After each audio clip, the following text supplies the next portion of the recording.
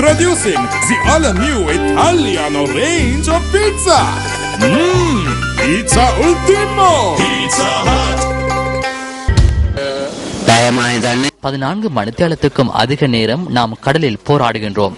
இருள் சூழ்வதற்கு முன்னர் கரையேறுவதற்கு நான் இயலுமான வரை முயற்சி செய்தேன். எனது உயிருக்கும் உத்தரவாதம் இல்லை. தேடுவதற்கு யாரும் இல்லை அல்லவா?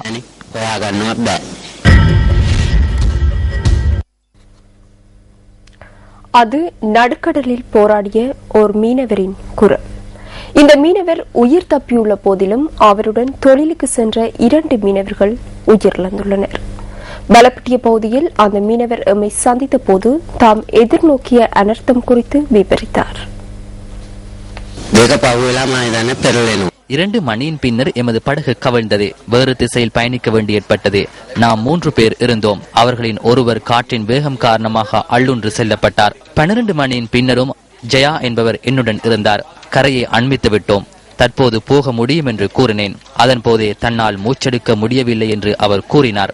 வயிற்றில் நீர் நிரம்பியிருப்பதாகவும் அவர் தெரிவித்தார். தன்னால் முடியாது எனவும் என்னை போகுமாறும் அவர் கூறினார். என்னை பற்றி சிந்திக்க வேண்டாம் என்று குறிப்பிட்டார். வீட்டுக்கு சென்று விடயங்களை கூறுமாறும் என்னிடம் சொன்னார். அதன் பின்னர் நான் எனது தைரியத்தினால் தப்பி வந்தேன். இந்த மீனவருடன் கடலுக்கு சென்று உயிரிழந்த மீனவர் ஒருவரின் மகனும் நியூஸ் ஃபர்ஸ்டிற்கு கருத்து தெரிவித்தார். எதிர்காலத்தில் இவ்வாறான விடயங்கள் இடம்பெறாதிருக்க வழிமுறைகள் செய்யப்பட வேண்டும். உயர் அதிகாரிகள் இது குறித்து உரிய திட்டங்களை வகுத்தால் பல உயிர்களை காப்பாற்ற முடியும். கடந்த 8ஆம் தேதி களுத்துறை, காளி, நீர்கொழும்பு உள்ளிட்ட பல பிரதேசங்களில் இருந்து கடலுக்கு சென்ற மீனவர்கள் அன்று வீசிய பலத்த காற்றினால் அனர்த்தங்களுக்கு உள்ளாகினர். அவர்களில் ஒரு சிலர் மாத்திரமே உயிர் தப்பியுள்ளதுடன் காணாமல் போரோரின் எண்ணிக்கை தொடர்பில் சரியான தகவல்களை அறிந்து கொள்ள முடியாதுள்ளது. இடர் முகாமைத்துவ நிலையத்தின் தரவுகளின்படி இதன்போது 51 மீனவர்கள் உயிரிழந்துள்ளனர். எனினும் 60 மீனவர்கள் உயிரிழந்துள்ளதாக தாம் நம்புவதாக கடற்தொழில் பிரதி அமைச்சர் சரத்குமார குணரத்ன தெரிவித்தார்.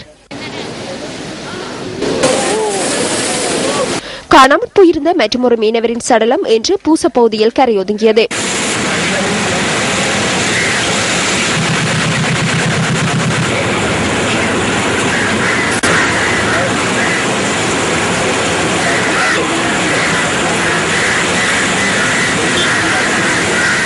இதேவேளை சீனிகமும் தேவாலயத்திற்கு அருகிலுள்ள கடற்பகுதியில் சடலம் என சந்தேகிக்கும் எச்சங்கள் காணப்படுவதாக எமது செய்தியாளர் கூறினார். கடல் கொந்தளிப்பாக காணப்படுவதனால் அதனை கரைக்கு கொண்டு வருவதில் சிரமங்கள் நிலவுவதாகவும் அவர் குறிப்பிட்டார்.